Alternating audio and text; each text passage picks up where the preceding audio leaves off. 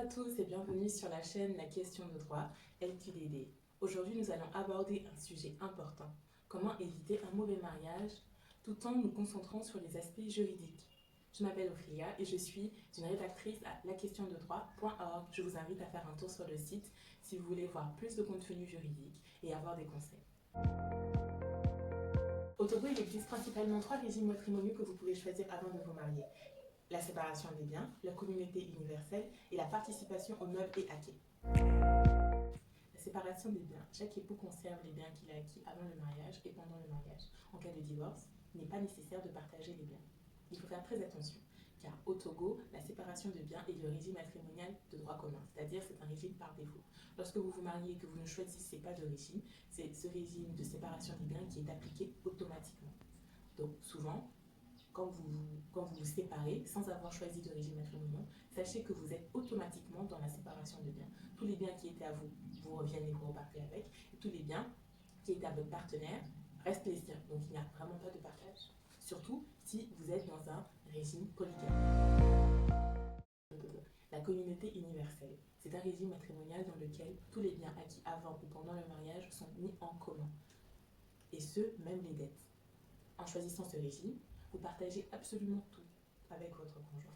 Cela peut renforcer l'union, mais également causer de graves risques en cas de divorce ou de grosses dettes. L'article 368 précise cependant qu'il y a certains biens qui peuvent vous rester propres, qui ne sont pas automatiquement mis en commun lorsque vous choisissez la communauté universelle. Et ce, que ce soit des biens acquis avant ou pendant le mariage. C'est simplement que ces biens, c'est-à-dire les terrains, les voitures, une armoire, un appareil électroménager, doivent vous être donnés par donation ou par succession. C'est-à-dire que si votre père décède et qu'il vous lègue un terrain à une valeur de 17 millions de francs CFA, ce terrain restera à vous. Il ne sera pas mis dans la communauté.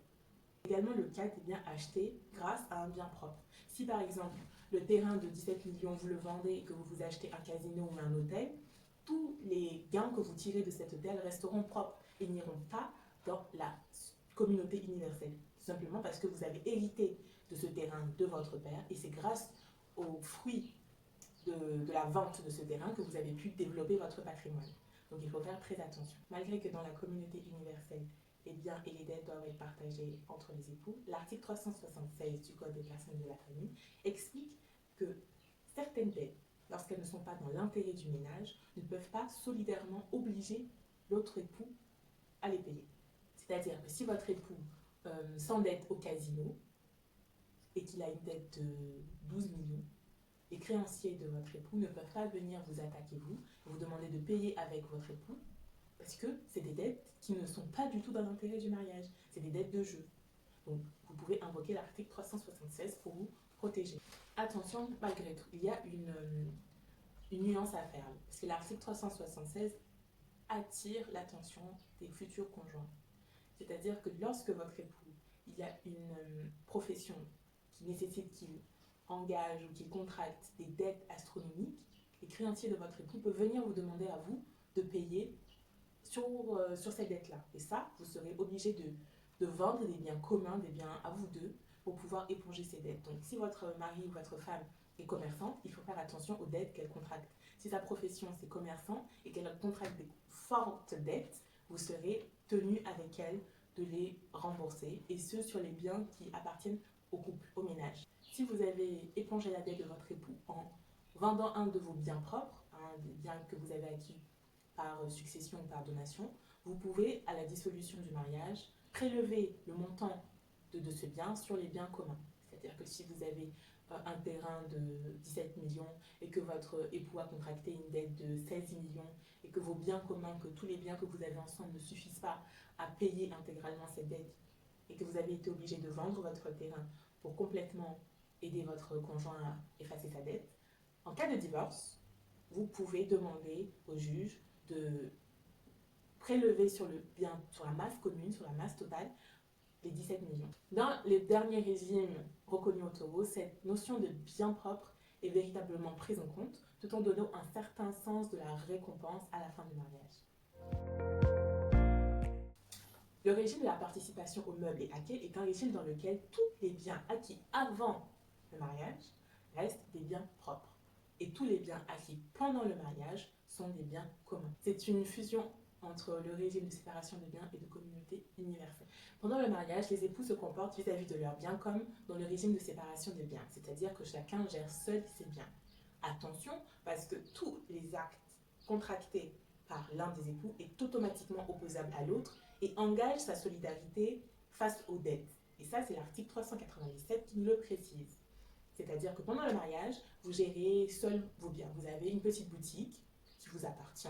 Vous contractez des dettes par-ci par-là pour acheter des articles, des produits, pour faire vivre votre boutique. Et si vous n'arrivez pas à payer les dettes, votre époux est automatiquement tenu de vous aider, que ce soit sur ses biens propres ou sur ses biens communs. Malgré cette autonomie de gestion, la notion de consentement est primordiale dans le régime de participation aux meubles et acquis. Il faut absolument que votre conjoint donne son accord lorsqu'il y a de grosses ventes à faire ou de grosses dettes à contracter. Et c'est sur l'article 398 qui nous le stipule. Lors de la fin du mariage, lors de la dissolution du mariage, tous les biens qui étaient propres avant le mariage, c'est-à-dire tous les biens que vous aviez avant de vous marier, vous repartez avec. Si avant de vous marier, vous aviez un terrain, une voiture, une maison, tout ceci est exclu à la liquidation, donc vous n'allez pas partager tout cela avec votre conjoint. Sur les biens qui restent après les biens exclus à la liquidation, les époux se partagent le surplus après avoir payé les dettes. Et si le partage des biens ne suffit pas pour payer les dettes, les époux sont obligés de prélever sur leurs biens propres pour éponger toutes les dettes. Choisir son régime matrimonial est très important pour éviter les futurs conflits. Et voici quelques conseils pour vous aider à faire ce choix. Réfléchissez à votre situation financière actuelle, mais aussi future. Lorsque vous rentrez dans une relation, vous voulez vous aider à grandir, et parfois il y a un déséquilibre financier entre vous et votre partenaire. Soit il gagne plus que vous, soit vous gagnez plus que lui.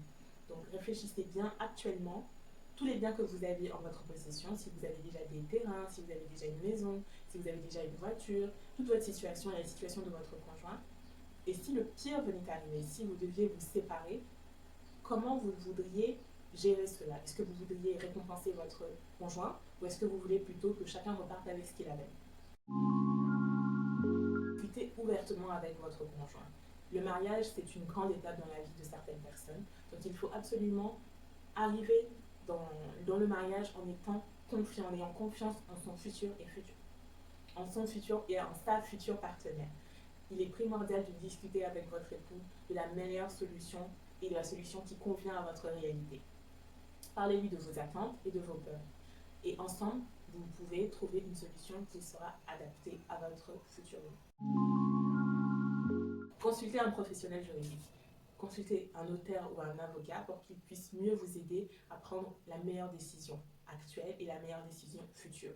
Pour que lorsque vous allez dans le mariage, que les dettes ne soient pas trop lourdes, que ça ne vous crée pas des tensions et même si ça venait à se terminer, s'il y avait dissolution dans votre mariage, pour que chacun puisse repartir en gardant la tête haute. C'est un aperçu des régimes matrimoniaux au Togo et quelques conseils pour faire le bon choix de régime. Si vous avez aimé cette vidéo, n'hésitez pas à liker et à vous abonner. Si vous avez des questions, vous pouvez les laisser en bas dans les commentaires ou aller sur le site www.lqtd.org et nous laisser vos questions. Nous y répondrons avec grand plaisir. Merci beaucoup et à la prochaine vidéo. Au revoir.